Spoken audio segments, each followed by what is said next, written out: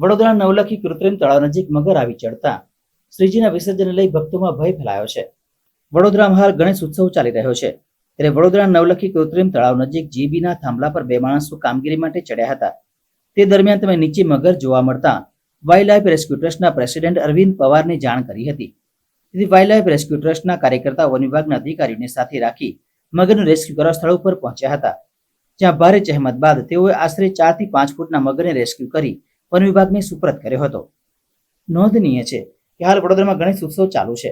ત્યારે વડોદરા નવલખી કૃત્રિમ તળાવ નજીક જાડી ઝાખરા હોવાથી તેમજ તાજેતરમાં જ પૂરના કારણે વિશ્વામિત્રી નદીમાં વસવાટ કરતા મગરોને પોતાનું નિવાસસ્થાન છોડવું પડ્યું હતું,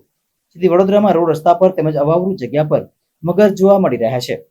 ત્યારે વિસર્જન કરવા આવનાર ભાવિક ભક્તોને પણ તેનું ધ્યાન રાખવું જોઈએ। સૌપ્રથમ સવારે અમારે જ્યારે હેલ્પ સેન્ટરમાં નંબર આવ્યો કે અમુક મગર દેખાઈ રહ્યો છે,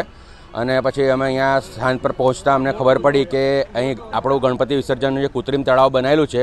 એના ઉપર લાઇટના થાંભલા પર કામગીરી ચાલી રહી હતી, અને બે માણસો આપણે કામ કરી રહ્યા હતા, તો એમને અચાનક જ એમના થાંભલા નીચે એક મોટો મગર 5 ફૂટનો આવેલો દેખાયો, અને એનાથી એ લોકો ભયભીત થઈને અમારા હેલ્પ સેન્ટર પર કોલ કર્યો, અને કોલ કરતાં જ અમારા પ્રેસિડેન્ટ અરવિંદ પવારનો અમારા પર કોલ આવ્યો કે મગર નીકળ્યો છે। અમે સ્થાન પર પહોંચતા અમે પછી એ મગરને જોયો તો 5 ફૂટનો મોટો મગર હતો, ને અમે રેસ્ક્યુ કરીને એને વન વિભાગને સુપરત કરી દીધો છે, જેથી એમનો જીવ જોખમમાં હતો તે મુકાયેલો અમે બચાવી લીધો છે માણસોનો।